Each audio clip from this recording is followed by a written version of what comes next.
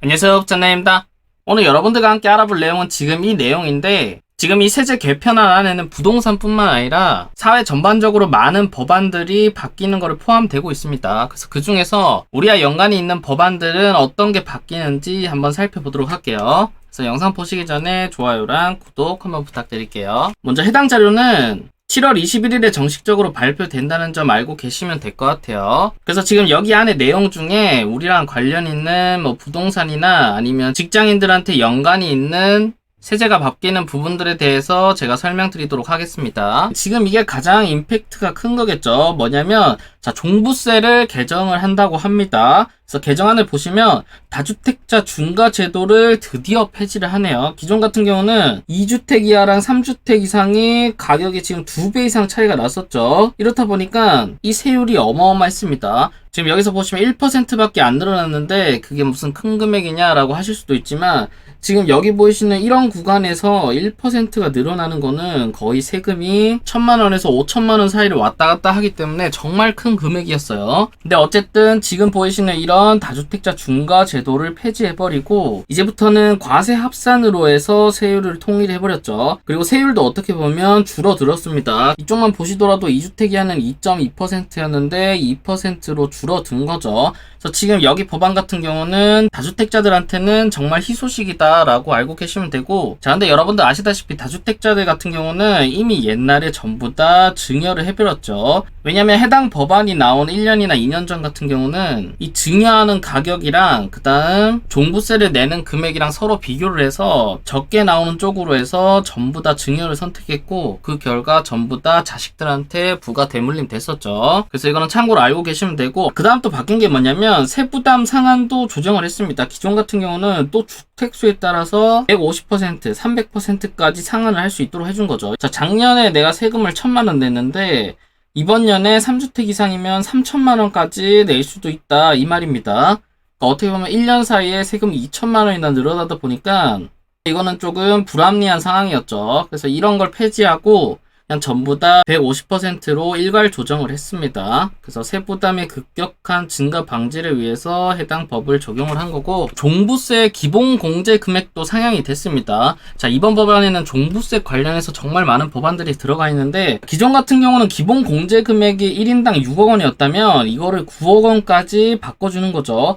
그 다음에 한 세대 한 주택자 같은 경우는 11억 원까지 기본 공제를 해줬다면 이제는 이거를 12억까지 해준다고 합니다. 자, 여러분들 지금 이렇게 변경되면 여러분들이 선택할 수 있는 전략은 뭐냐면 바로 이제부터 공동명의 효과가 엄청나게 높아진다라는 겁니다. 왜냐하면 현행대로 여러분들이 공동명의를 했다라고 했을 때는, 자, 종부세는 인별과세이기 때문에 공시가가 12억인 A주택을 지분을 50대 50으로 가져갔다라고 했을 때는 인별과세이기 때문에, 자, 6억씩 하면 공동명의로 했을 때는 종부세를 납부하지 않습니다. 자, 하지만 한 세대 한 주택자라고 했을 때는 11억 원까지 공제가 되기 때문에 여기서는 1억에 대한 종부세만 내면 되는 거죠. 그래서 어떻게 보면 지금 이 차이가 1억밖에 차이가 나지 않다 보니까 별로 이 공동명의 효과가 없었습니다. 자, 근데 이게 지금 이렇게 개정안으로 바뀌게 되면 어떻게 되냐면, 자, 여러분들이 만약 고가주택을 가지고 있다라고 할게요. 그래서 예를 들어서 A라는 집이 공시가가 18억입니다. 그럼 만약 이거를 한 사람이 가지고 있다라고 하면 공제 금액이 12억이기 때문에 6억에 대한 종부세를 내야 됩니다. 그래서 아까 전에 만약 이게 1%라고 했을 경우에는 여러분들이 내야 되는 종부세가 600만 원이나 되는 거죠. 자, 근데 만약 이 주택을 공동명의로 했을 경우에는 지분 50대 50으로 가져갔다라고 했을 때 인당 9억 원씩 공제가 되기 때문에 여러분들은 이 600만 원이랑 종부세를 내지 않아도 된다라는 거죠. 그래서 어떻게 보면 공동명의로 했을 때는 연간 600만 원을 세이브할 수 있는 방법이다라고 알고 계시면 될 것 같습니다. 그래서 어쨌든 이렇게 개정되면서 공동명의가 조금 더 많이 나올 것 같네요. 그리고 또 이거는 신설된 건데, 이거는 뭐냐면 특례법입니다. 자, 2022년 지금이죠. 지금 연도에 종합부동산세 과세표준 산정치 기본 공제 금액이 원래 11억 원이죠. 근데 여기서 3억 원을 추가로 공제해준다고 합니다. 최근에 이 공시가가 엄청나게 많이 올랐죠. 그렇다 보니까 여러분들이 내는 세금이 많이 올라갔는데 그거를 조금 보상해주기 위해서 한 주택자만 가지신 분들은 14억까지 공제를 해준다고 합니다. 자, 여러분들 공시가가 14억이 되려면 이거는 주택이 대략 뭐 20억 정도 되는 주택이다 라고 알고 계시면 될 것 같아요. 그 다음 또 추가된 내용이 뭐냐면 이것도 좋은 겁니다. 자, 일시적 2주택이나 상속주택, 그 다음 지방 저가주택에 대해서 한 세대 한 주택 주택수 종부세 특례를 적용해준다고 하네요. 그래서 그 내용을 보시면 일시적 2주택은 뭐 당연히 아시다시피 2년 안에 팔면 한 주택자로 쳐준다. 두 개가 추가됐는데 바로 상속주택이랑 지방저가주택입니다.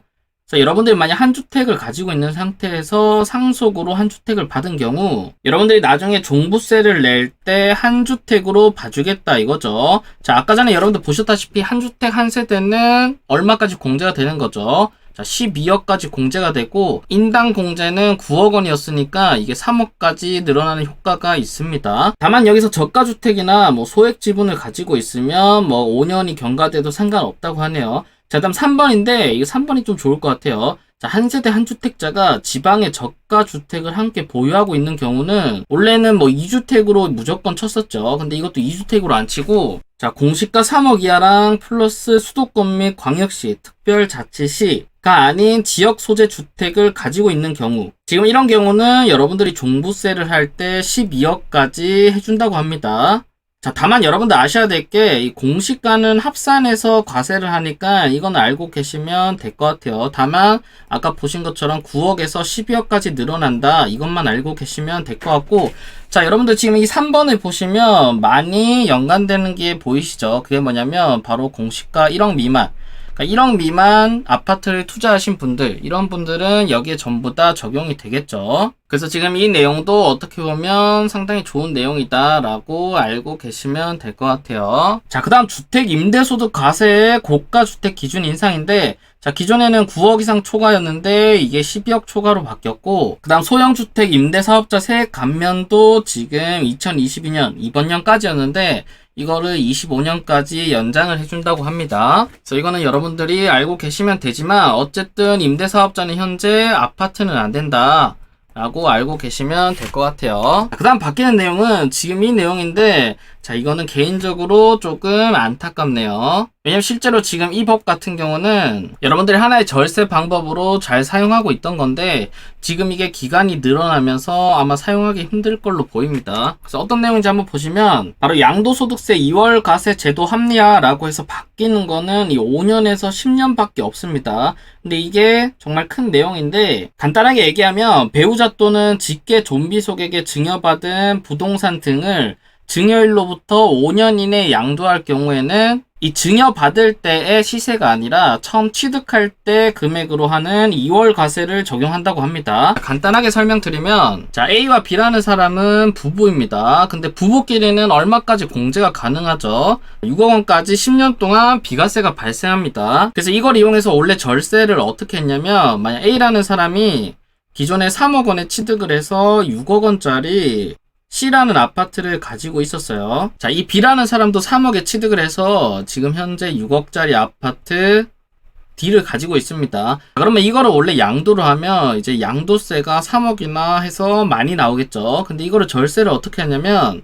자, 부부는 각각 6억 원씩 10년 동안 증여세가 비과세이기 때문에 D라는 주택을 A한테 넘기고 이 C라는 주택을 B한테 넘깁니다. 자, 그럼 이렇게 되면 취득 금액이 어떻게 되죠? 자, 각각 6억 원으로 취득 금액이 리셋이 되는 겁니다. 그러니까 3억에서 6억으로 리셋이 되는 거죠. 그래서 여기서 이제 5년이 지나고 5년 뒤에 각각 뭐 7억으로 팔았다라고 했을 때는 1억에 대한 과세만 하면 됐던 겁니다. 그래서 기존 같은 경우는 만약 이렇게 팔았다고 하면 자, 3억에서 7억이니까 4억에 대한 과세를 했다라고 하면 5년만 버티면 이 3억이라는 세금을 세이브할 수 있었던 거죠. 자, 근데 지금 이거를 5년에서 몇 년까지 늘렸냐면 자, 10년까지 늘렸습니다. 그러니까 10년 안에 팔지 말라라는 거는 어떻게 보면 투자로 보기 힘들단 거죠. 그래서 웬만하면 이런 걸로 투자하거나 투자 방법으로 사용하지 말라라는 의미입니다.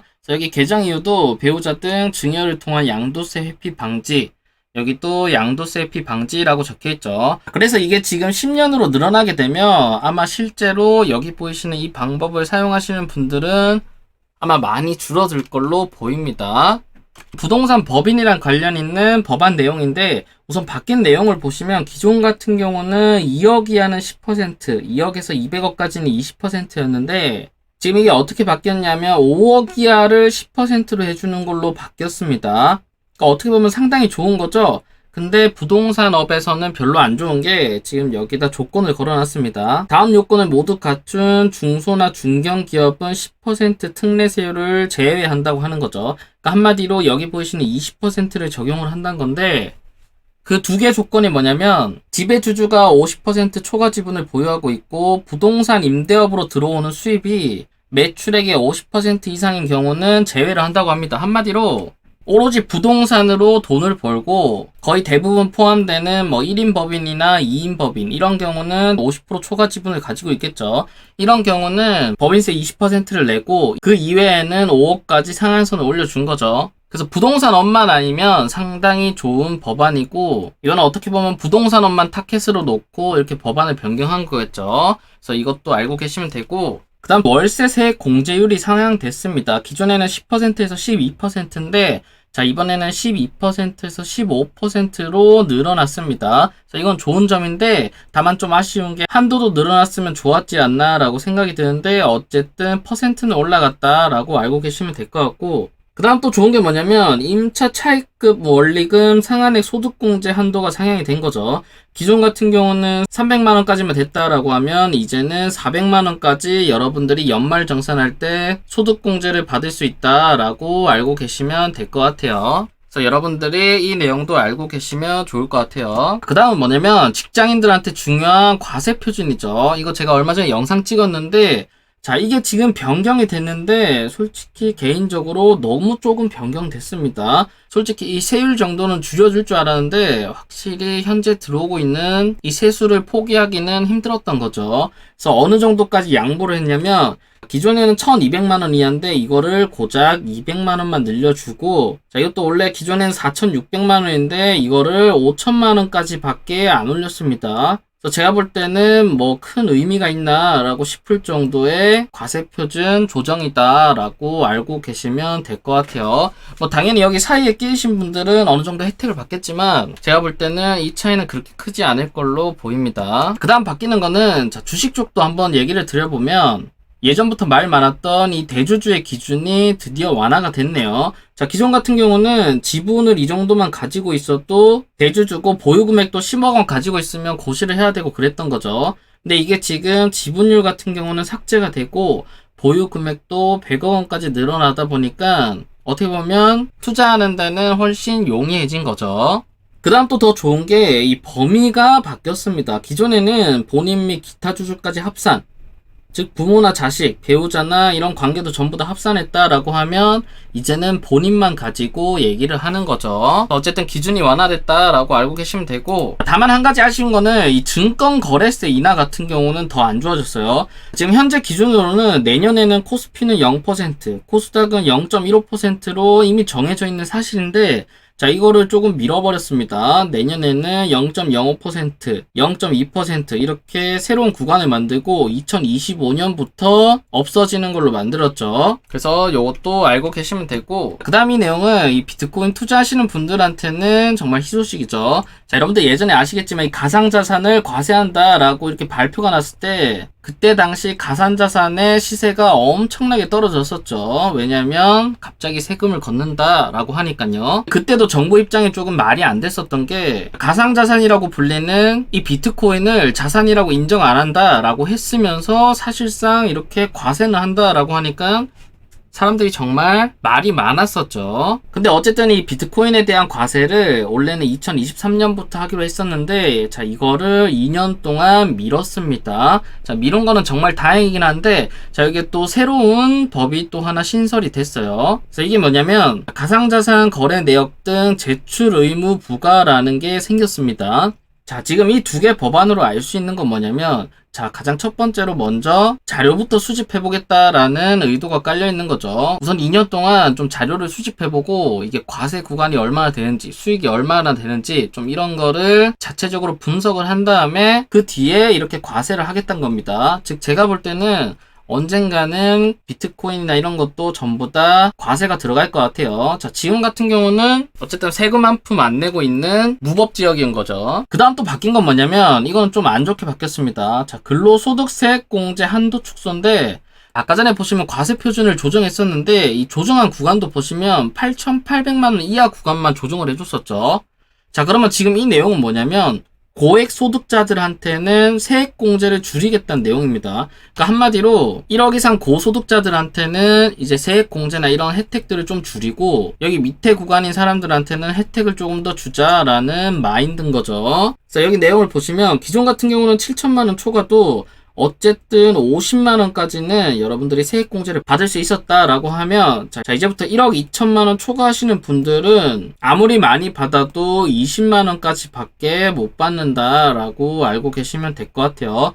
뭐 이게 단순히 30만 원 차이일지는 몰라도 어쨌든 혜택이 줄어든 거는 맞는 거죠. 그래서 낮은 구간에서는 혜택을 조금 늘리고 높은 구간에서는 혜택을 줄였다라고 알고 계시면 될 것 같습니다. 그래서 오늘은 부동산이나 뭐 주식, 코인, 그 다음 직장인들한테 조금 연관 있는 사항들만 살펴봤고 실제로 여기 안에 보면 이거 말고도 내용이 상당히 많습니다. 이쪽 말고 다른 분야에 관심 있으신 분들은 한 번쯤 보시는 것도 나쁘지는 않을 것 같아요. 그래서 어쨌든 종부세나 뭐 과세 표준이나 이것저것 관련해서 바뀌는 부분들이 많기 때문에 여러분들이 꼭 알고 계시면 좋을 것 같습니다. 그래서 오늘 영상은 여기서 마치고요. 오늘 영상이 도움되셨다면 좋아요랑 구독, 그 다음 알림 설정까지 부탁드릴게요. 감사합니다.